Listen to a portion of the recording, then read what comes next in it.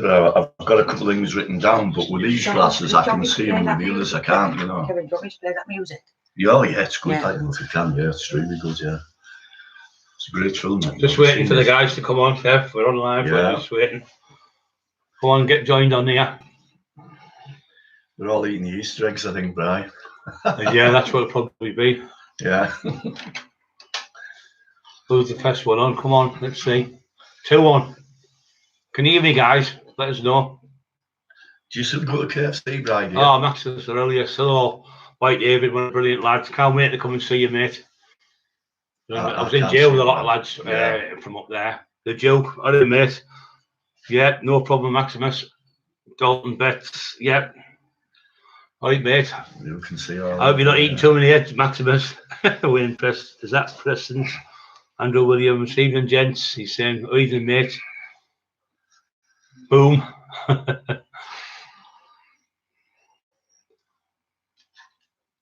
Yeah, brilliant, mate. Leo Lucius, Licursi. I'm good, mate. Very good. No tax me. No eggs. How are you doing? Just a few. It took 19. Yeah, I got a few on there. A few on first. Yeah. Yeah, we're fine, Mally. Thank you, mate. Is that Ian Mullet Miller? Yeah, okay, Ian. Paul Bree. Brilliant, mate. Bit of background music. Yeah, once one time anyway. Yeah, my sister Molly wants us to play at a funeral. Yeah. You know when it goes into the Jolly Park. Yeah. That's not for a long time. Yeah. Yeah. Just say hello to Monkey and Maureen while we're on. And the dog. Got the same dog as us, hasn't she? Yeah. Keita. Another man I was talking to today, I just on Messenger, a little bit in depth. We'll go and see him. Eddie Elwood. Tell me, I was asking about it. Told him how much you appreciate what he's done. And yeah, brilliant. He's absolutely brilliant. 6 times well Mr. Universe. Absolutely fantastic. Hiya, Eddie, mate. We love you a bit and can't wait to come and see you. Yeah, I told him how much you changed. Praise him. Oh, it's lovely, lad. Yeah. All them old days are gone now, and we were just kids then and stupid and grown up now, and we've got just what help people now. Yeah, we've got some brilliant. Can you all please share onto Facebook or any other platform? That's the boss talking, by the way. Yeah. I've mentioned to him as well on the messenger that Brian and I agreed that he'd have played a better part than Arnold, you know. Oh, the bunny, sorry. Romeo the bunny's going to tax me. Oh, Lass has already taxed me. Thomas Harkins. Thank you very much, mate. Phil Summer, how you Phil, mate? You all right, son? I think there might be a Thomas couple Harkins, you a good lad. My friends watching Trish James and Anne come on, get down there, come on. Maureen Mike. I think we're on a little bit early, that's all. We'll just wait a little bit, guys. And Mick Brannigan, if you're watching, I've got a good story about him 33. tonight. Come on, keep getting on.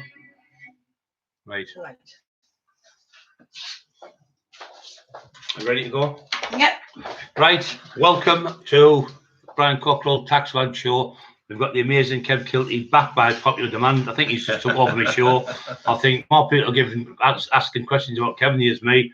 Someone said he's encyclopedia knowledge of Teesside, but he's here. Kevin, welcome back. Yeah, welcome back, right? Thanks. We might get a call by the police again. I don't know, but we might get a visit. Yeah, I hope so, because we've been that good last show.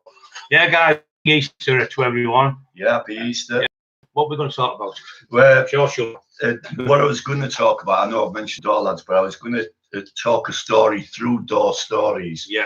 Not necessarily about any fighting or things like that. There's not much of that in it. Yeah. But some really good stories about when I started working at Macmillans and some of the people who I got to know there and worked for, some of the door lads who worked for us. And there's a couple of good, really funny stories, but you've got to listen to the end of them for them. But I said to Terry Dicko last night, I was going to mention a little bit about a story which he won't remember, Terry. But anyway, going back a lot of years ago when we were at Winnie where the church is at the moment, Sainsbury's. And years ago, then I was like a clean-cut skinhead, not a thug, clean-cut skinhead. But yeah, I know. Is it like smart that I could afford to be. But them days you could, well, you couldn't. I was that little, you couldn't get the proper check shirts or the Levi's stay press, or certainly the airwear boots. What were them shirts? I can't remember what they're called. You know the shirts. Well, the Ben Sherman. Ben Sherman, that's the one, And the check shirts, and jackets. But when the stay press came out, and there were two-tone ones. Is that the one you're on about? Two-tone, and the airwear boots, and the Wranglers and Levi's. Yeah. Anyone in senior school, unless you're a big lad, you couldn't get them to fit you. Yeah. Anyway, one day I'm going over the fairground on my own. Didn't have money for the rides like no one did. No. Loved the smell of the hot dogs and the onions and the chips and burgers. Westlers burgers, you can still get them. They're the best burgers. They were. We were just talking about that, me and my wife. They were Wimpy's. Like a rubber type fairground. They're the best burgers in history. Yeah. And the smell of the fairground, and something else I remember about the fairground, I'm sure everyone does, was the great music that used to be on. And waltzes and that. Waltzes, Crow's Fair. Anyway, I was over there this one day. I think it might have been 1970, 69. And in and out. And there's this lad going on what they call the Noah's Ark, which goes round. Mega. He's sick. Dangerously fast. Anyway, there's this lad, small lad, my size, probably jumping on and off, and looks at me going 90 mile an hour, on, off, on, off. And I looked and I thought, he's got airwear on him, this lad. Proper airwear boots. And I thought, he must only be a size 3 or 4 like me. You can't get him unless it's size 6. Then I looked and Wranglers on. He must have 24, 26 waist. You can't get them till the 30 waist. Looking the lad dead cocky and what have you. And anyway, Flash Alley, he'd have a go and what have you. And I was quite impressed by his activities on there. I only told him last week in the text that lad was Terry Dicko. Right. That sounds like he's all hopping on and off everything. The lad there was Terry. So my God today, bless him. And just to mention him, just bring with Matty Turner, and that was a good day today. Remember, and that got Redkin and that, and Big John Pickard and we, another great lad. So like to say, thank all the support we've had in that last week from everybody. Big Joe Egan, just speaking to him today, absolutely marvellous man. Come to see us soon when the lockdowns are over. Rob Holloway has been there. David Ashton, my brother. Joey, there's loads and loads of guys out there, but I'd just like to thank everyone here, and my wife would as well. Go back on back onto it. So I'll go straight on to the door stories. I've got a bit of a sore throat, so you'll have to bear with me. I finished work at Bentley's in, I think, 1988. I stayed for work for a while. I went through a little bit of depression, to be honest with you, down and out. I'll tell you the story about that later on, because it's quite a story in it. I was involved with a girl who I was supposed to get married to, and I didn't get married, and it done me head in. I should have done, and she was a really good girl, Not that looks at everything, but she was stunning looking. And then after that, I'd got on with Melanie, And Melanie was really smart at the time as well, Anyway, I was just doing normal things, nothing in particular. Moved back down money banks.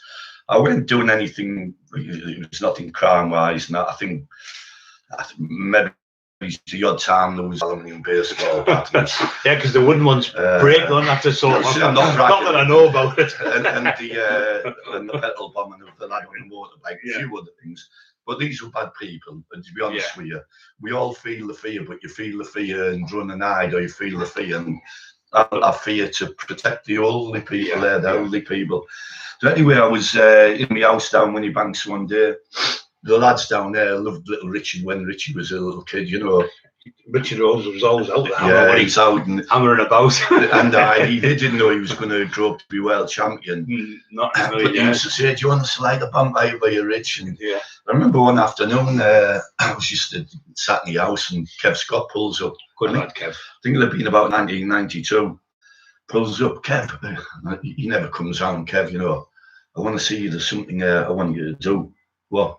Do you fancy your job back on the door? I said, I don't know how old I was at the time. I might have been 35, something like that. Kids as well, didn't you? Yeah. And I said, not particularly, really. I said, where's it at? He said, Tall Trees, Macmillans, which was, along with the Mall, the best nightclubs in the UK at the time. you know, and owned by the same people. Javed, yeah, nice man. And Javed, I'd worked for Javed many years before. Jimmy D, you know, the good kid who worked on there. Yeah, and Javed learned me a lot, actually, quite a lot, you know. Yeah. Some of his crap was really good. I'll go into it in a minute. Yeah. And I can tell you a story about that, but I'll let you. So anyway, he goes on, you know, I said, well, I thought Gina and Marty working there. He said, no, I don't know what they'd packed in or whatever the reason was. And I thought, well, you made contact the other day to say hello back, mate. We'll hope to see you soon, mate. And yeah, keep up the training. Yeah, he's a great bloke. He's another one who could have been in the film, couldn't he? As Van Damme and that Marty. Brilliant physique. Top Bram really loves him. I think looks up to him. Yeah, he looks up to really good Marty a lot. Yeah, he's a good man. Yeah, I like Marty a lot. And the thing is, when you've got these people who are, you know, people who are tough lads, being very tough lads in the time, I've never ever liked them through them being tough. No, just you would be my friend if you were the softest person in the world, same as other people would be. So it's not about that. Yeah. And anyway, I said, what's happened with the lads up there? Because I don't really want to get a bad name, step on the toes. She said, no, it's all right. Yeah. So I went up and seen him. I was talking to Alan Kenny Gregory. Decided that I'd work there, and I knew Javed will let you wear what you want as long as you're smart. You know, not jeans stuff, but smart, especially the head doorman, you know. So I looked around a few lads to get on the door, and I thought, I employ a few. I employed one young lad at the time who wasn't even worked on the door. John met little John. Mick Brannigan, do you know Mick Brannigan? Ginger Mick from really good nice lad, funny lad. Good lad, yeah. It's about Mark Johnson, yeah, good lad. And Mark the bailiff, I've met Mark. He worked with him as well. Did he? Yeah, with him as well. Yeah, Mick's a great lad, a very good lad. Steve Galloway, another good lad, came on the door. Ali Johnson. Ali was at the Mall at the time. Yeah, he was, Peter McGee come work with us, very good door lad. Probably I think Peter was the youngest lad to ever work at the Bongo. He used to say, how does Brian get that big? He used to try to pinch for a seat. You tell you, Peter, mate. What's he taking? What's he do?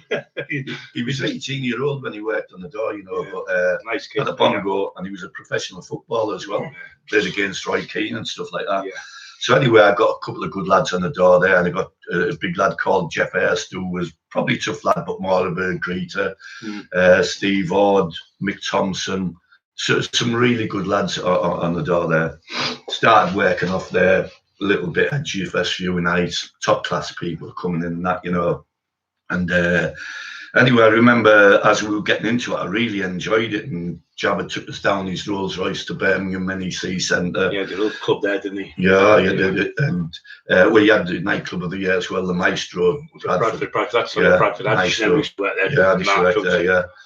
And anyway, from there, started to really enjoy working on the door. It was like a night out, even though I didn't drink. Yeah, you're right. It was a class place. You had like girls' bar where I would be, and the other lads would be on the other door. But I'd float about, and I was in charge of them. You had a good fun on there, didn't you? Everyone was training. Yeah. Everyone had the same type of goals. It was good fun, wasn't it? And I remember, obviously, the people who used to go in there as regulars, they'd probably not take to new door lads if they were well in with the door lads. Yeah, you're right.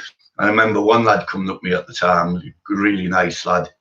He knew me from a long time ago, but I'd changed and he didn't know me.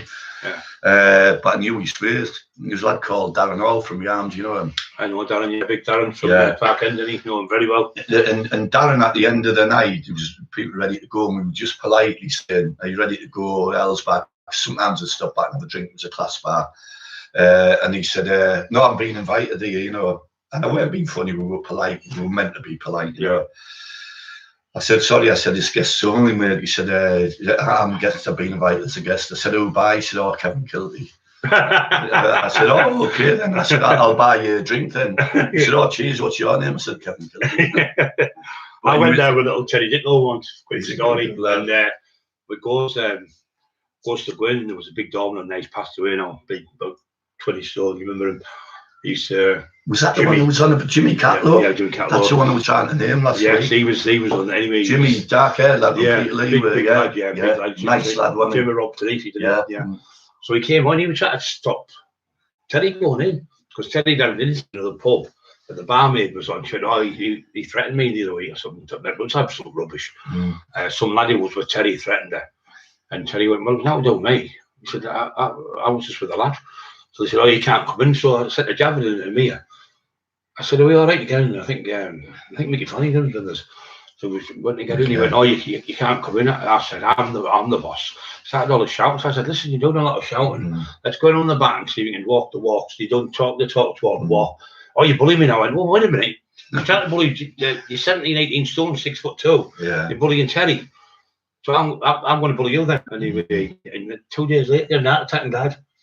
I remember. Unbelievable. Yeah. So if I'd admit that hit him that night, so what happened, Dad had probably got jail. It just shows you, innit? So I asked the owners. I said, they're the owners that said I could come in. I could come anytime I want, because I dealt with the ball when I used to work at Kenny Gregory's. I'll tell you that.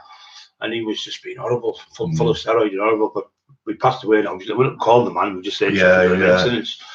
Yeah, I knew him a little bit, Jimmy. Yeah, I think prior to that he had some stomach problems, cancer, and that, and that obviously brought it on. Yeah. But anyway, I started working there, met some really good people, learned to see who the VIPs were, who was allowed in for nothing, who wasn't.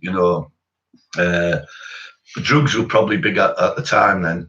But to be honest with you, I can say with my hand on heart, and Javin knew this, not once was I ever involved in selling any drugs on that door. There was probably... Alleged I wasn't.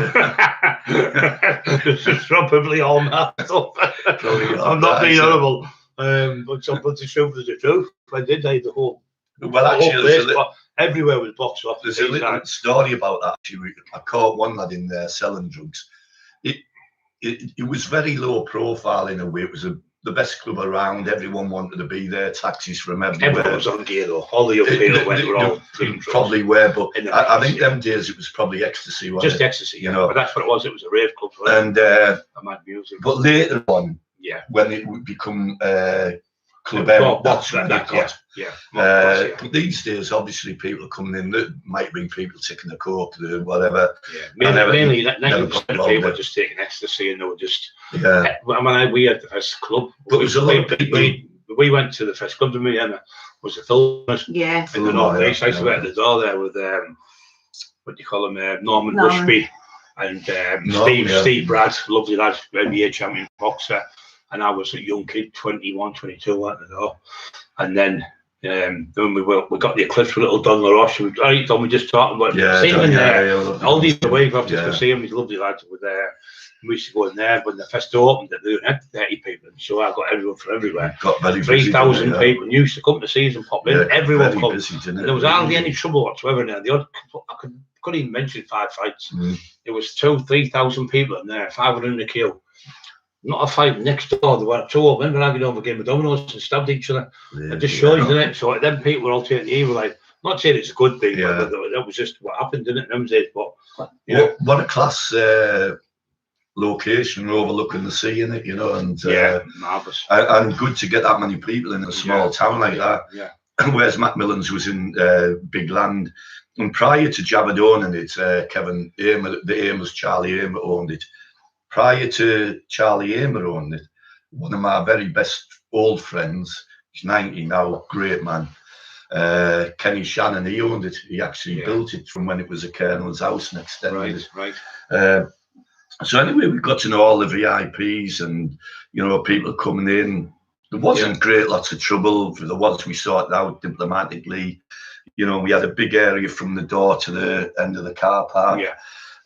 So we had some great nights there. And the people who worked with us at the time, as well as the door staff, was Lal Cowendale.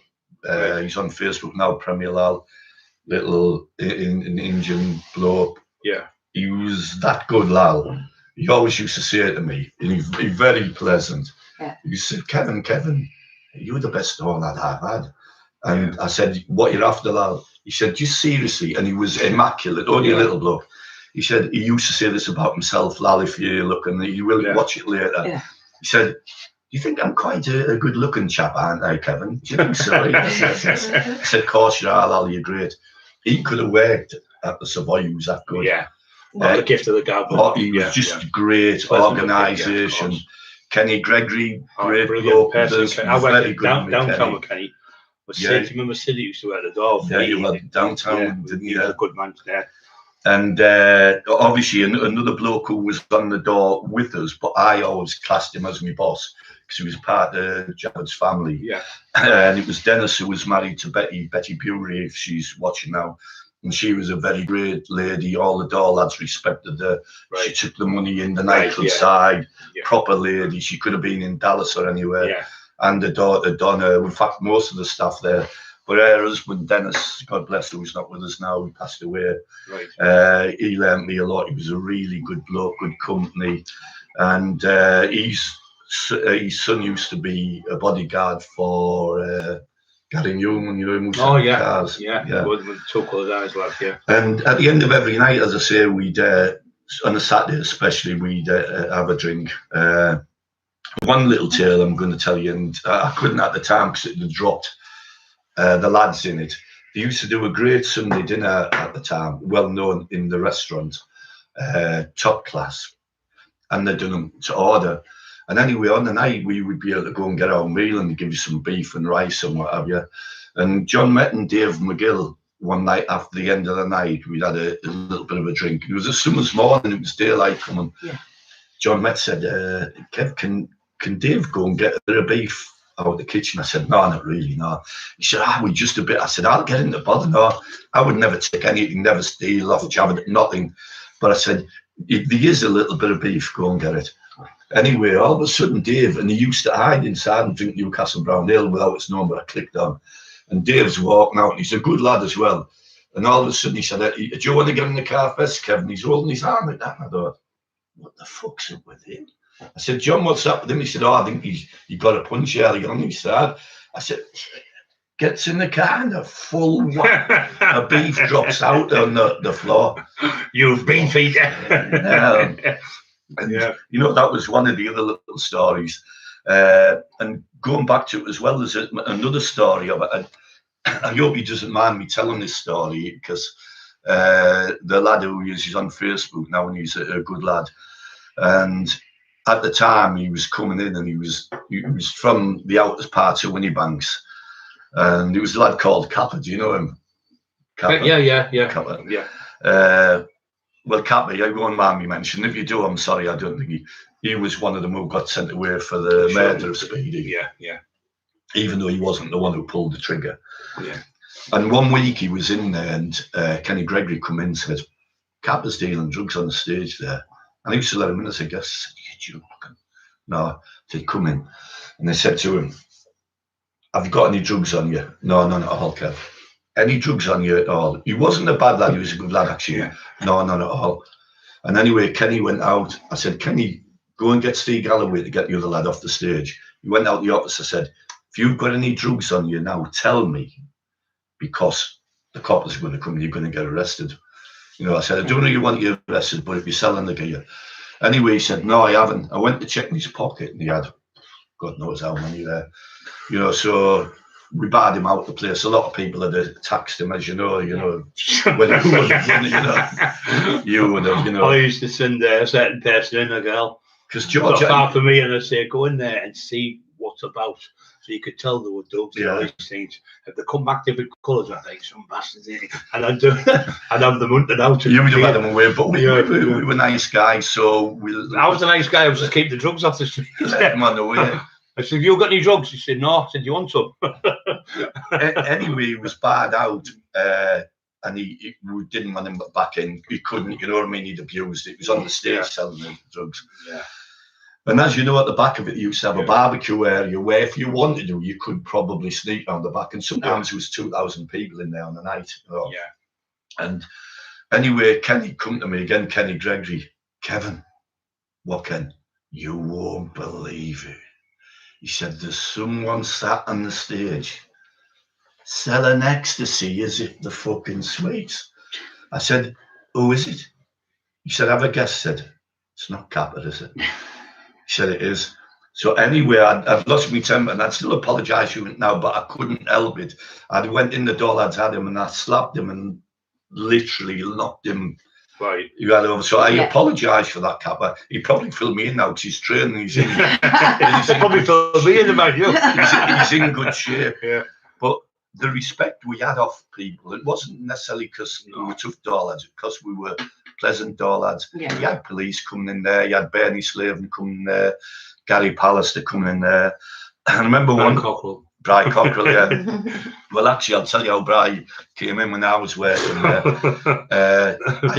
Even though Brian was a great friend, I spent not minimal time, but only time at the weekends with him.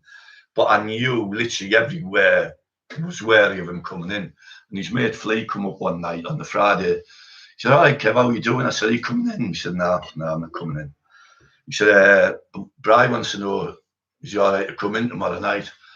I thought, won't be any trouble, will there? Won't be any trouble. You might not remember this. Yeah, I do. And anyway, Brian come in, you know, guest, and he was dressed in a pair of tailor-made trousers and a white shirt. You know, he looked the part, looked really big and thingy. And anyway, he was in about, I don't know how long, quarter of an hour, and he come out, and I heard this clatter from the other door, and the door nearly come up the hinges, and Bryce says to me, "If he's cheating to me again, I'm going to fucking give him it." And it was John Met being given a little bit of a, I don't know what it was over. Yeah. But anyway, Brian went, thank God, he didn't have any problems, you know. Yeah. None of the doors did come up. Well, they actually did. Yeah, Flea was saying. You've just took them doors off the hinges. Well, they did actually, but the lad who pinched the beef, Dave, right, he was a joiner. Oh, right. So we paid back for the beef. So put there you are, mate. So I want half that beef now. Yeah. And anyway, this other night, sorry about my voice, by the way. This other night we were in there, and obviously you had to be dressed smart. Yeah. A summer's night, stood on Earl's Bar, can 300 metres up the road, minibus pulls in, and these lads get out. I'm not kidding you, some of them your size, which you can't believe. And Mick Thompson says, "We've got trouble here," I thought. But they're counting them going, it's about 12 of them. Jeans on, T-shirts, boots. Fucking hell, I said, "Lal, I'm just going up here." I said, "I don't know what's going to happen, but they can't come in." And I walked up with Mick Brannigan. Mick Brannigan, he said it was, "We outnumbered it, you know, Kev." I said, "I know." We walked up and I says, "Listen, mate," one of them was a foreign bloke trying to talk. I said, "I'm sorry, you cannot come in like that. You can't come in like that, no chance." What? And I thought he was going to have a go. I said, "I'm sorry, you can't come in like that." All of a sudden, this big bloke with a beard came from behind me, shook my hand. He said, "Oh, we've been invited by Javid." It was Jeff Capes. Right. He had a security firm, didn't he? He had a security firm, Jeff. And he was with all the world's strongest men. Right, that's how there was to be. They come to visit us, and I was talking to Jeff. Yeah. Obviously, he'll know Richard now, and Richard Imwell now. Talking to Jeff a while back. And he was England, he was world's strongest man. Yeah, but he was a policeman at first, wasn't he? Yeah. And then he apparently he's into budgies now. He looks after the budgies. Yeah, but he broke the record, but the great, what do you call him, John Paul Sigmarsson? Yeah. He was awesome and all. Yeah, and he was a great bloke, Jeff. Talked to him and that. He was suffering from a bit of sweats at the time, overeating and that. And he was on the door talking to me all the time. Tell you a funny story, you might know this, and Richard will probably know it. There's the thing people used to say, when you lift heavy weights, it slows you down, but it doesn't. What happens when you get older? Well, you start to loosen the fast twitch fibre muscle. So the only way to keep that is to train really heavy. Now, Jeff Capes trained heavy. He used to say, if you train heavy, you couldn't punch as fast, but it's wrong. He'll tell you yourself, it's the fast twitch fibres you train when you train heavy. All these, his daughter and that was running, and Richard and that all used big heavy weights on the legs, and it makes them faster. The old thing was, even Tyson used to think that years ago. I know he trained in the weights in the end. But Jeff Capes was about 26 stone, 6'6", like that. Brendan Foster had a race with him. I was just going to mention that. And over 200 metres. Yeah, something short sprint, whatever it was. And he said, "I could beat you." He went, "Everyone, no chance." And Jeff Capes beat him, didn't he? Yeah, with allegedly, Brendan, if you're watching, because Brendan knows me and Richard very well. I've got Brendan. He was just a message me, Brendan Foster, the other week about how well Richard done on absolutely brilliant, wasn't he? Great bloke. What he's done with the Great North Run, absolutely, and the City Games, him and Richard bringing it to stop. Hands off to him. Well, Brendan will tell you if it's true as well. Big Jeff beat him. Big Jeff beat him. So that story Peter wouldn't believe, but if you want to check it. But it does the speed. You get more speed even when you train on heavy weights. Yeah. You get that past the hands. Of course it does. Yeah, yeah. Another quick story going off the door work though, but it's funny. The Diamond League games that were coming to Gateshead last year. It's mad, the stadium. Massive. This is one of the world's best races, all the Olympians there. And Gateshead got a contract for it, and Brendan Foster asked Richard to go because he's in charge of the city games. Right. They'll promote, all the television cameras were there. I got my nose in a little bit, you know, not too much, but I got my nose in. And anyway, Richard was star of the show invitation at the promotion, invited by Brendan Foster. Brendan Foster, obviously, well gone and retired now. Yeah. And all these young athletes came up who were from other clubs. I think they were from Glade and other ones, but school kids about 10-year-old, 11. Yeah. And we were in the changing room, and all of a sudden Richard walks in with his Great Britain stuff on. And the coach there says, "Right, children, we have a very special guest here." Richard stood there and he said, "Hands up, people who know who this man is." Yeah. And they put the hands up and they're trying to say, he said, "I'm not going to ask everyone. I'm going to ask everyone once." He said, "This is a very famous man here." And he said to one lad, "You know who this man is?" "Yeah." He said, "Who is this man?" He said, "I know who he is. It's Brendan Foster." What did Richard say? No, it's not me. Well, I wound Brendan later on. I said, "Hey, Brendan," I said, "Richard's just had a bloody great compliment there, you know." He said, "What was that?"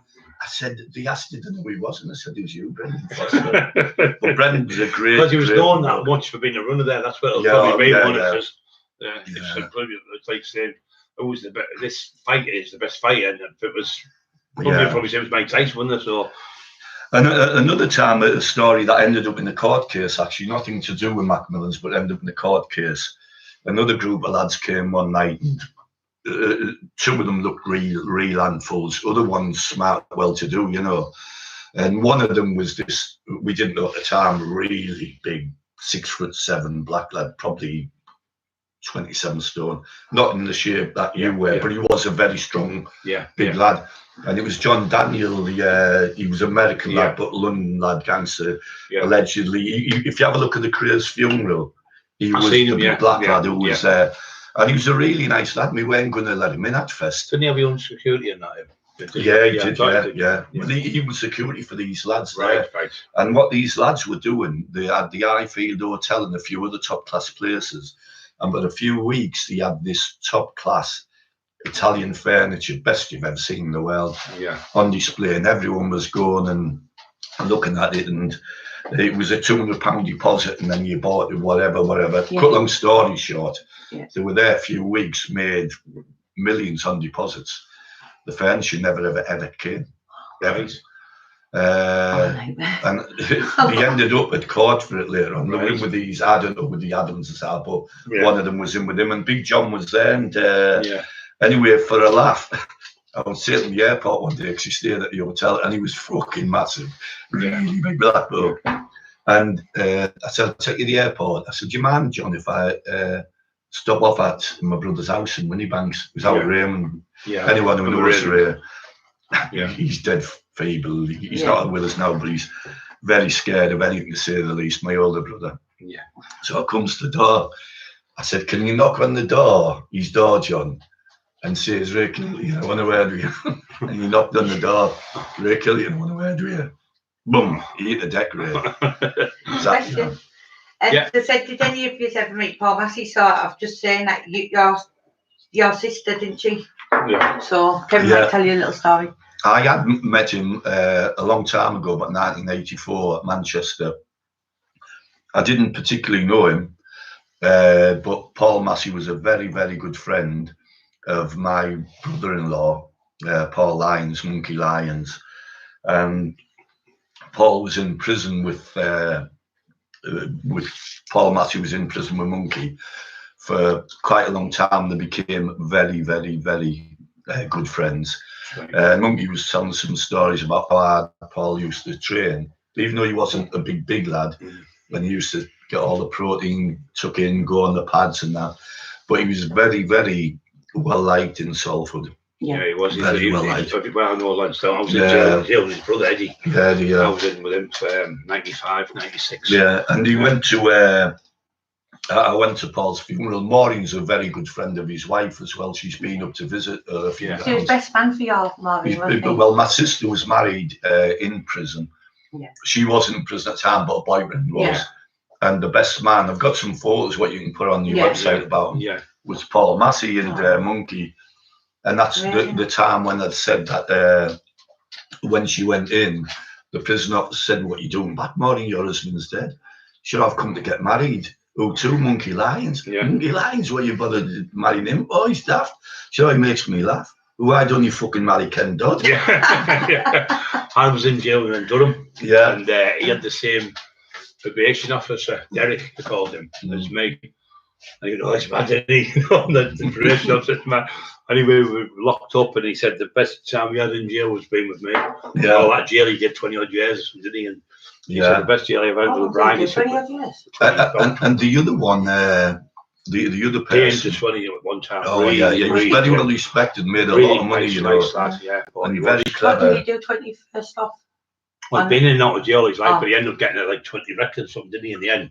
Yeah. Well, Monkey did, but I think Paul got a few acquittals in that. And, he was a very good friend of Paul Massey's. Monkey, aren't you? Yeah. Paul Massey was a very good friend of Paul Ferris. That's right, yeah. And when I was at the funeral, next session, I'll tell a story about that funeral. I was stood next to Sid out of Coronation Street, you know, the daft one. Yeah. But I think you're daft in Coronation Street. I don't watch it, but I don't either, but I was stood next to him. And when we went to the church, me, Maureen and Monkey, parked there in Salford, about 10 people outside, waiting. 10 minutes ago, and he said, "I don't know whether we've got the right church." So he went and asked someone, "Is Paul Massey getting married here?" Yeah. From a distance, he thought it was William Wallace cavalry, the noise, the bugles, and about 30 Scotch pipers come round the corner. I wouldn't like to say how many, probably minimum 20 black Mercedes, and maybe 3,000 people. Yeah. And you know, a lot of them, when he was going in the church, were God worshipping, touching his coffin. And some of them people, they'll do the same to you. You know, man, they'll do the same, makes you probably carry my coffin. You know. Yeah. Hope you don't have to carry mine. Anyway, you're about at the time. So anyway, they were touching his coffin. Yeah, big Eddie will do it, won't he? And most of the people who were touching his coffin and praising him were people, I would say, just 70, 80-year-old, normal people in wheelchairs, crying. Yeah. So he did help a lot of people out, you know. Yeah. So sad, wasn't it? Like a Robin Hood figure, wasn't he? Yeah, he was. Like a lot of people liked him because he was like, I was at the year of him, because just as soon as we found out all people were getting robbed or people were getting, I think he was exactly like that. Exactly, just help people, you know, and give money to people, try to solve problems. It was quite sad, actually. Because it's no disrespect to anybody, but the old school values. If anybody was messing about with old people's windows, we'd go around sorting out, wouldn't we? We would. And police would just drive off the window of the body. No, that's what they need, a good slap. I'm not saying this to violence is great, but sometimes that's the only thing these people knew, isn't it? Yeah, and not about that, going off the story, Monkey, Paul Lyons, my sister's husband, he told us a story, because he's not very well now at the moment, Paul, but he's very funny at the time. Yeah. He tells us about when him and Charles Bronson, the prisoner. Yeah. Oh, I don't know, but I've had a few postcards off him. Yeah. But I don't know him, I've never met him or whatever. I did a book with him called... You did a book with him, it's actually here. I'll just show you here. I did a book with him called Salty Fitness quite a while ago. I haven't read that. I hope he gets out. I think I'll get you one. I hope he gets out on his parole. We love you, Charlie, and we're all here for you, all the guys, you know, so... Yeah, I think he's been in long enough. Yeah. Paedophiles and rapists did less than him. He's out, so Charlie, we hope he gets out. And I reckon he trains really hard and that, you know. And as I said, I don't know him. I'd like to get him a couple of Gillette 3 razors to get that beard off. He'd look a lot better. Probably look 20 years younger, Charlie boy. But yeah, Monkey. He's another nice. He's all liked by everyone. Charlie. He's Very done liked, so isn't he? much for charities, but people don't know. Yeah. He's given it all to charity, his money and that, and he's done so many books and that over the years, but it's all gone to charity. Yeah, and the Monkey was saying about that he was in segregation, which is a cell within a cell, which you can't get out. No. And Charlie was above him. They knew each other very well. Monkey's in solitary, and he's gets brought round Sunday afternoon. Apple pie and custard. Monkey comes through the door, eating the cell, 24-hour lockup. Yeah. Charlie Bronson knocking on the ceiling. Monkey, Monkey, what's that I can smell? What's that I can smell? Monkey, Charlie, it's the apple pie, custard. What's it like? What's it like? Fucking mint. You should see the chunks of the apple in it. They're bringing you some round, Charlie. It's only 5 minutes, Charlie. Okay. Half an hour later. Monkey, Monkey, I haven't had the apple pie and custard yet. Where is it? They said they were bringing it. Anyway, half an hour later, the doors are going, the landings, the alarms off, everything. Where's my fucking apple pie? Where's the apple pie? Bolting the doors in. So if he ever comes to see you, make sure you have some fucking apple pie. We will, and custard. He sent us a few drawings over the years, and I've written a few books for us. Signed a few books over the years. So he's a nice man. The drawings are excellent, aren't they? First class. You always use a very thin pen, don't you? Yeah, brilliant. Yeah. Yeah, another thing going on. Any questions, anyone? The door lads, some good stories coming up here. And one of them was when Tall Trees was getting built into what the Club M was, the Great Club M.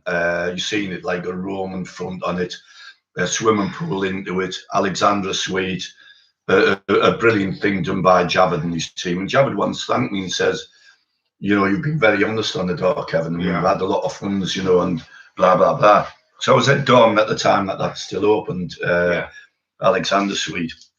And it was meant for big entertainment, top stars and that. And the first star that was ever on there, who I particularly didn't like, was Max Bygraves. Right. You remember Max Bygraves? Yeah, he was a singer, wasn't he, and comedian. Entertainer. Yeah, film star. And I knew there'd be old people there, pensioners. It wasn't my cup of tea, like. Yeah, it wasn't mine. I didn't particularly like him. No. So it holds 1,000, and as you go and you've been having it goes sunken down, seats 1,000. The kitchen equipment Javed bought was out of this world, and there must have been about 100 staff on this day. Day before, I says to Kenny, I always remember it was on a Friday, coming up towards Christmas. Kenny, what time do you want me in the door lads here tomorrow? 12:30. I said, Max Bygraves on it at 1 o'clock, Kenny. 12:30 will do. I said, I don't think so, Ken. I said, there's going to be loads of old age pensioners here. Yeah. Yeah. Shares and stuff, yeah. So anyway, we decided to go at 12:30. Me, Mick Brannigan and the rest of the lads, I think Peter McGee was there, John met a few others, pulls up in the car park, 12:30 on the afternoon, it was afternoon show, mainly pensioners. Yeah. 30 quid a ticket, meal included. Even, I think the dessert was apple pie custard. Well, it was actually, because I'll tell you the story. I'll take it there, Charlie, but it's gone now. Pulled up, and John, the security lad, said, fucking hell, Kevin, there's fucking hell on. He said, whatever trouble you had on these doors, you're not going to have the trouble you've got with these pensioners. Walked in, Kenny Gregory's fighting through the crowd. Kevin, come over here now. Kenny, I told you we should have been here at 11 o'clock. I didn't know anyone had come and see the staff bugger, Max Bygraves. Right. So we must have sold plenty of tickets. Yeah. I went in and tried to calm them down. And there's this old woman in the wheelchair. I hope you don't mind me saying, Kenny, but you laugh. Old woman in the wheelchair, about 80. You, Kenny, you the manager. Why can't I sit down there? Get me down there now. Get me down there now. Get me down there now. Get me down there now. Smacking Kenny in the mouth. Yeah. The woman's friend was on a Zimmer frame and trying to attack Kenny with a Zimmer frame. It was chaos, a disaster. Eventually, we got them all sorted out. Yeah. We had the same thing. We finished that. Yeah, so we worked on the door at Black Cat, but it used to be called Henry Africa's. And what you used to do, you used to have a night on, every night you'd have somebody on, and he came better Manning. Lovely bloke, and I was massive on I love him, you know. I had a white shirt and I was stood there. And he went, see that big bastard, I want him on stage with me. And Bernie McDevitt, Alright Bernie, my mates from Redcar. Tony Stubbs was there, Tony John Black, Cookie, all the lads. John from Winky John, not that one, the other John, from our friend, Greenstown. Anyway, he said, I want that big. He said, if he says it's Wednesday, it's Wednesday, and says, couldn't think of it. If he said it's fucking Christmas, good King Wenceslas, that's what's happening. And when I went on the stage with him, he said, make sure I don't get attacked on you, you know. Anyway, I looked after him there, and he shook my hand and everything. Lovely man. And we had loads of guests on there. And it was fun. We had like, the basic rollers, all that type of people. Big turns, weren't they? The Four Tops, the hot chocolate, all them type of people. Four Tops and that, we looked after loads of people. This is a funny night. There are all these young girls all queued outside, packed. Some lads in that, it was packed. And John Black's on the door and that, and I stood there. And this lad popped his head in and he said, can I get in there, mate? He said, no, we're just waiting for this. We're just waiting for someone. He said, we're just waiting for this fucking dickhead called Eddie Kidd. He went, I'm Eddie Kidd. John underlined me. I remember John telling us the story. Yeah, do you remember? Yeah, it was funny. Yeah, and anyway, Max Bygrave's on. So anyway, they get the show going. And it's the best do they've ever had there, 1,000 meals. And they're bringing them out all individually. We were just like mellowed down, chilled out, you know. Yeah. Greeters knocked on, and then we were just looking after them. Yeah.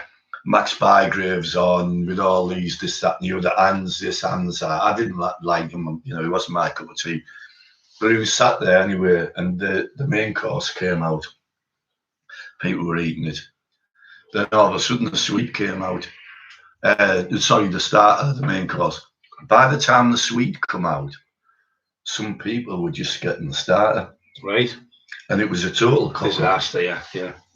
Afterwards, it was great, but a total cock-up. And the same woman at the front with the Zimmer frame and the slab of the Kenny, Max Bygrave's in the middle of he's singing, and it's going down really well, the whole thingy. And this woman stands up and says, Max, where's my fucking apple crumble? Where's my apple crumble? Please, Max. And he had to stop the show. Start again. Yeah. She must have been, I think his mum. Charlie Bronson's mum. These stories are all funny, aren't they, you know? And so it's not all just about fighting on them, though. No. Good laughs, don't you? We had Bud on, remember them Tanker Feet they were on? Oh, they were great. And Swaddy Waddy on. We had all them type of people on. All this, absolutely brilliant to meet all these people. All these I worked a little bit with Mud just one night. That's great. Yeah, they were very good. He was only tiny, wasn't he? Yeah, he was. Yeah, we did him. Leo Sayre looked after him. Bob Geldof looked after him. I looked after him. Bob Geldof, yeah. Every year, me and Sean Day. Are you out there, Sean? Good mouth. Good to meet Sean. We went to the Stockton Festival, and the Bobbies were there, and we got the job. John Field was there. We were stood there. I remember that. All wrecking crew coming, everything. It's the first year we've had no trouble on again. Other festivals, 50,000 people turn up, don't it?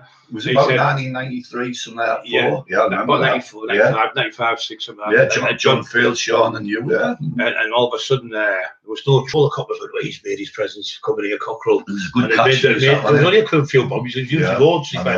Nobody's going to cause trouble in me. Yeah, so, that was really good touch, that one. Yeah, good. You spent fun for 3 days. So, we met Leo Sayre. He was only tiny. Yeah, I liked him, you know. Good singer. There was loads of people we met over the years. And Gina G, with my other friend from Sunderland, looked after her. They were only on a bit. QFX, we did in the. They were good when they had to pay them $2,000. Did you ever see people them days used to do entertainment? Yeah. Especially at Henry Africa, Stockton, all the people know who lived there. People couldn't entertain you, but it's ruined it now because they don't have comedians, dancers coming on, singers. So it was all every night you got something on, so it was good instead of just music. You know, it was just it was good. They'd have them on for an hour or so, and then they'd change it to the disco. Yeah, they were really good times. You know, the turns that were on. Yeah, they were. I say after Max Bygraves, he came off, and it was a winter's afternoon. Yeah, it was tea time dark by then. Yeah, and he knew me name. He shouted as well. He said, "Kevin," he said, on the way down, we got picked up at Darlington Station. First class travel. I said, yes, Max. He said, there was a very weird looking odd fella brought us down in Javits Rolls Royce. pretty fair, you know, he was very, very odd. I said, you know who he is? He said, no, but I know he was the bloke who the women were in with a Zimmer frame. Kenny Gregory. So he said, would you, he said, I don't mind him, but would you mind driving me there? He said, because he's never had a bloody shave for a week, this fella. Yeah, Kenny goes, sorry, Ken.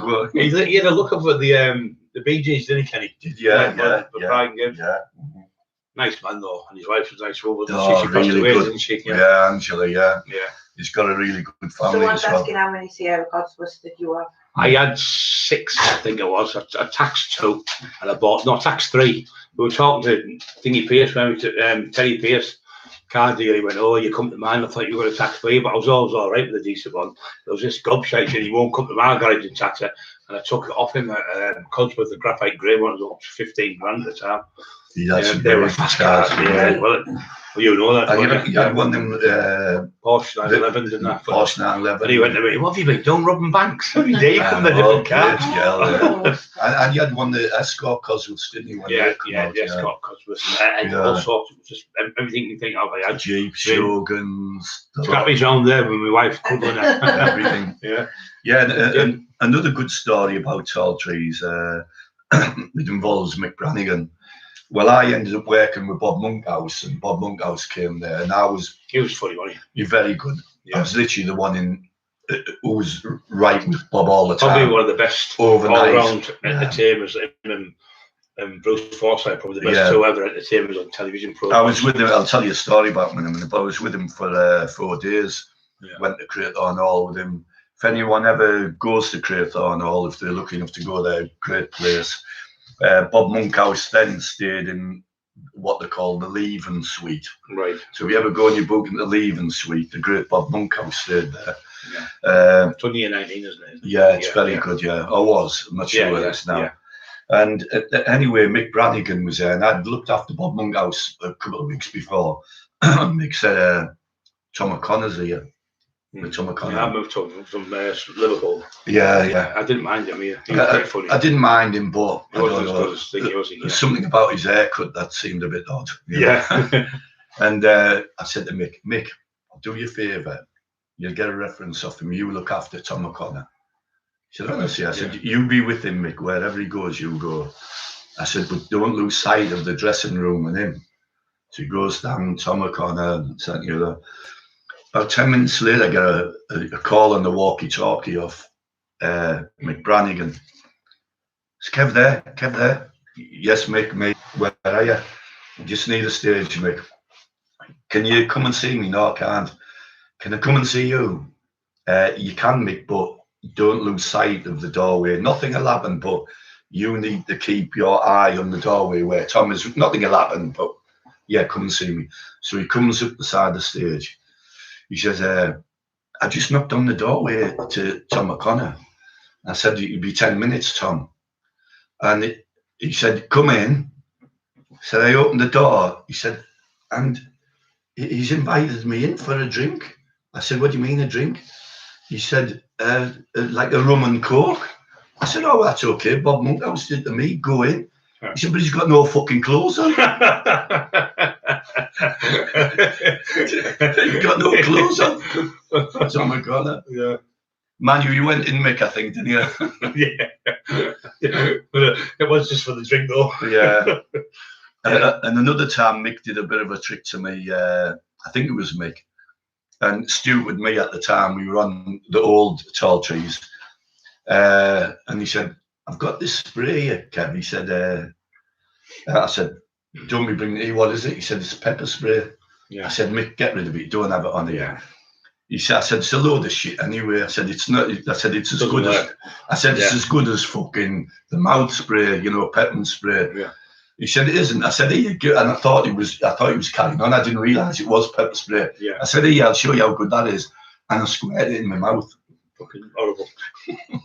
Purple. There was a thing going around. Ambulance used to come out then, and they used to come out with that siesta you can't see. It was the Leos one night. I think he hit the deck, couldn't breathe. It's legal stuff. It's horrible. You can't just put it in the ambulance with your ambulance, we know, studs and them.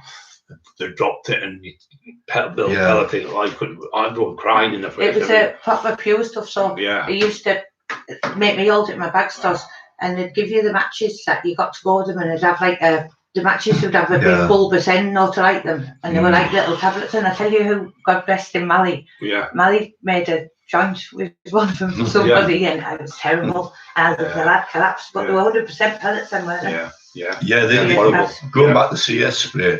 Outdoors, sometimes it's not effective, even with army and military and police and that. Because indoors, it can blow back into you, but indoors it's lethal. But they do have a spray gel, you know, the SAS and that. And the SAS have one, which actually knocks it out completely. I've seen it in action actually with my brother. Probably to kidnap people. So like you'll get them away, not things onto the face. Get rid of them straight away. Going back to Tall Trees stories again. I had the pleasure one time of working with Peter Stringfellow. Peter Stringfellow. King of clubs. Well, he wanted me to go down to the club. The Lennox Lewis was going. There was loads of people. And there was like a night where it was all people dressed up as different people. That could have been the time. He asked me to go down there, just where the door. He had what did they call the club again? Was it Your Eyes Only and Angels? I'm not sure what the club of Peter Stringfellow, but it was down there when at London. It was McIntyre that was telling me to go with Dave Courtney, let us go down and everything, but obviously I never went.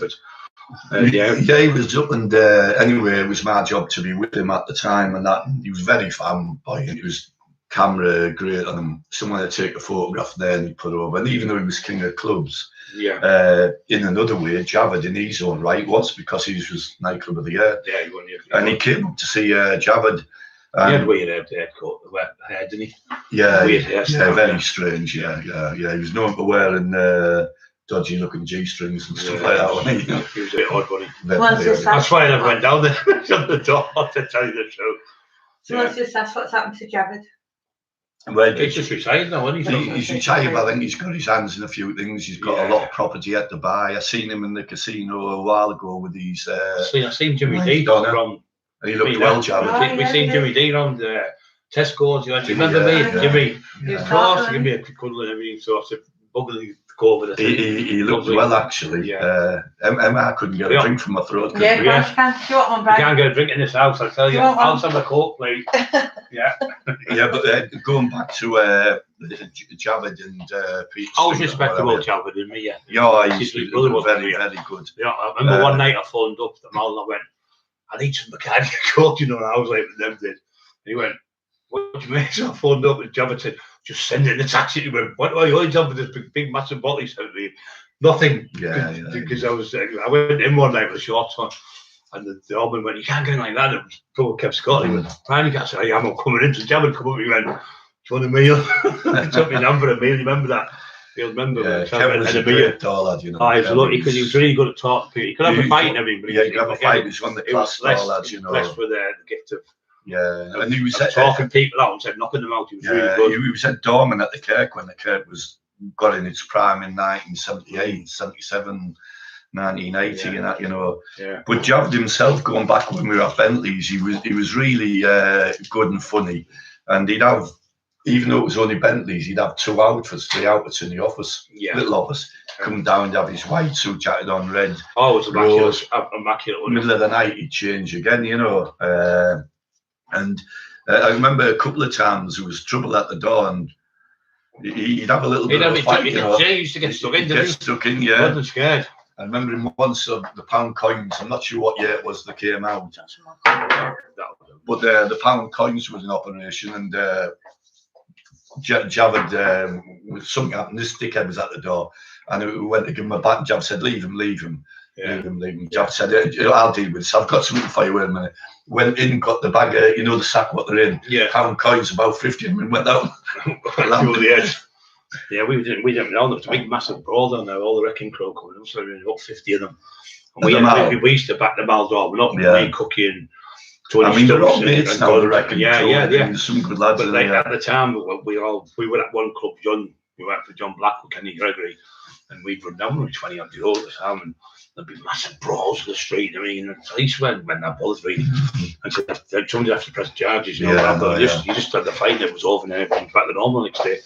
Yeah, some good lads there, Sinker and them, and all the lads. Kev Walker, I don't know whether Kev was part of the wrecking crew. Yeah. The man, Could have liked lads. There was some very good lads there, you know. Marty Man was a good lad, but he wasn't in that stuff. He was he was an athlete when he was in all the trade. Cleaned, One of the best, probably if not the best in this area. What he did in that and kickboxing, what he did really was skillful. I think he influenced. And he got him shot. He was rubbed underneath. He shot him. He was a dog, and they actually tried to stop me coming in him. Rubbed underneath. Marty would probably be glad about this. Still training, Robbie. I said I'm coming in, but he wouldn't just let me in. Yeah, I had a drink of that Stella. I walked in that night, but there was a bit of all in the past now, isn't it? But so, there's been some sad things that happened, and I'll say going back to this Peter Stringfellow thing. Jab had got us all in the restaurant room, and he invited us in to see Peter Stringfellow, and he said, this is Peter Stringfellow, and Peter was talking to us, and one of the other managers was talking to Peter, and he said, this is it wrong. You all right, Terry? I tell you, mate, all right, mate. He said, this other manager said to Peter Stringfellow, this is how I think your doorman should be on about us. And he said, they're very good doorman. And he said, but I think, he was with Peter Stringfellow, he said, when you've got the door lined up here for VIP guests, paying guests, he said, and in that lineup, and we're all listening, you see some, not Peter Stringfellow, his friend, said, you see some stunning women, big, tall women, slim figures, lovely. He said, your job should be to go out and have a look at them and say to these nice women, would you like to come in as our guest? Would you like to come in as our guest? He said, and that'll flatter them and people will follow them in. I said, I know what you're saying. I said, but to be honest with you, I said, I do that to overweight women that don't look very good at all. Yeah. You know, I'm a normal person, because they're as good as them. But Peter Stringfellow went like that to me. Yeah. What class. Yeah. What class. Why favour the beautiful women? Yeah. You know? Yeah. And it's right. Why favour anyone, you know? Yeah. Yeah. You know, we're all the same. We all bleed. We Yeah. all cry. We all think, oh, this is the worst day I've ever had. And everyone should love each other as well. And there should be more people love each other. I did that little bit of generosity to say hello. But thank you very much. And polite manners and stuff. I was brought up with manners, being respect. And you give respect, you get respect. Yeah. If you like a fool, you end up you get called names, bullies and things like that. So another, which I thought was a really good story, this, and it involved myself actually. I just took over the Rosebery pub, managing it with Stampy, you know, Stewie Stamp. Yeah, Stewie Stamp. Great lad. He was funnier than Chubby Brown. He was. He had me. I went in. He had trouble at the Newmarket, wasn't he? And there was a lad there. Market mixed up the Market Tavern, and there was a lad there. He got out of jail, did about 4 years. He was horrible, knocking old men out in his 70s and that.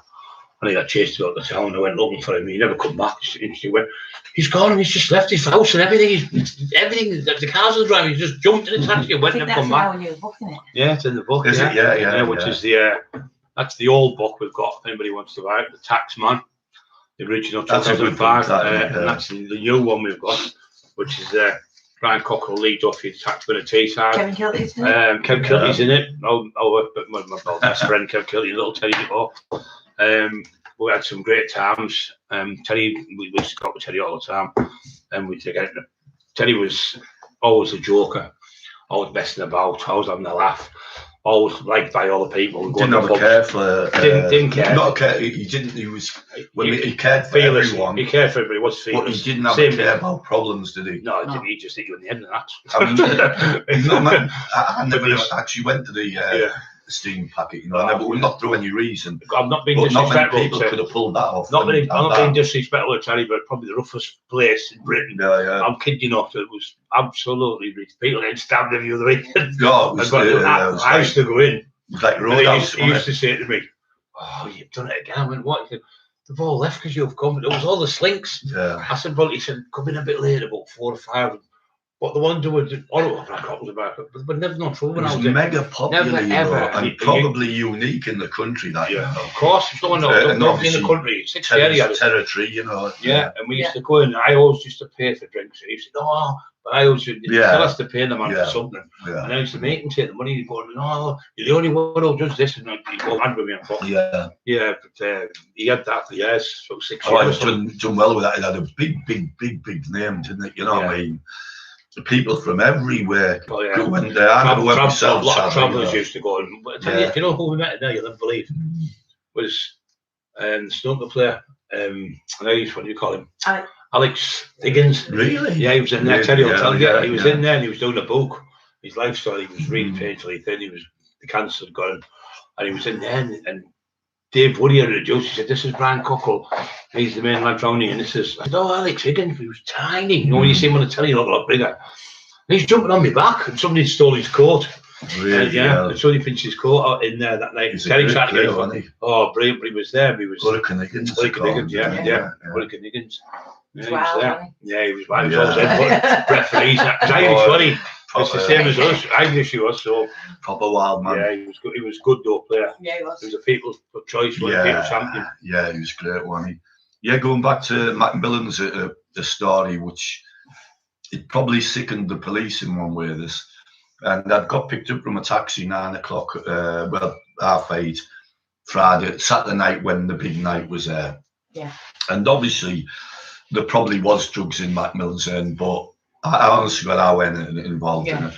Got the taxi up, and anyway, as I'm getting there, the security lad runs about 50 metres away from the main door. No customers in yet. Yeah. Kevin, the coppers are here. How many of them? Easy 12 or 14, Kevin, CID. He said, "They're waiting for you. I know they're waiting for you." And I paused the taxi driver. Luckily, I knew the taxi driver. And I paused a bit and I thought, and I had a bag with me in Oldhall, and I said to the taxi driver, "Take that Oldhall back to the pub." I said, "There's nothing dodgy in it, but there was something in it what I could have used to defend myself." Yeah. If you know what I mean. Yeah. It got really bad, you know. Yeah. But it wasn't nothing really bad. But yeah. There was no drugs or nothing like that in it. It was just a Kalashnikov. It was an MP5. Yeah. So anyway, goes in, it surrounds me. "Can you take your Crombie off, please?" Start taking off. Said, "Listen, we've had off good information, Kevin, and been operation. We're going to probably arrest you at night." I had my other Oldhall with us. Yeah. A little one. "We believe that you're supplying drugs to Macmillans. Believe you were the main person, and you blah blah blah. Have you any drugs on you?" And I said, "I actually have, but the only drugs I have on is some lansoprazole and some beta blockers." Yeah. I said, and I was probably a little bit cheeky. I said, "So if you want to fucking search me, no problem." I wait there smiling. They searched, and one of them says, "You're wasting your time. He's not got anything on him. Oh, he's too clever for it," which he wasn't. I was too clever. I didn't do it. Did you? You didn't do it, no. I didn't do it. Anyway, when they went, my adrenaline was going a bit, not through fear, and I thought, why didn't Lal and Kenny Gregory, what Kenny didn't know, tell me? And I pulled Kenny. Kenny said, "Kevin, I knew that about it." I said, "Someone must have done." Yeah, because they could have given the word. Yeah. Go and get see Lal. Yeah. I went into the office and Lal was sat there doing his paperwork. Great bloke. "Hello, Kevin, how are you doing?" "All right." "See, the police have just been here." Says, "Lal, do you not think it was bad that you couldn't have phoned me up, told me that the police were waiting here for me?" Yeah. Here. Yeah. Then casually put his pen down. He says, "Kevin, you were the best doorman I've ever worked with." He said, "I didn't have to. I knew." He didn't never swear. He said, "I knew you'd have fuck all on you. I know you weren't dealing with that." Yeah. And he said, when the police came back in, I said, "Bye. Have you checked him out now?" So give Lal his due, and you all wasn't up to it, you know. Yeah. Yeah. Yeah, that was the story. It's amazing. Everyone saying they loves the stories. Yeah, that was all true, weren't there? There's lots more. And next week I'm gonna. There's another story I want to tell about Macmillans. Yeah.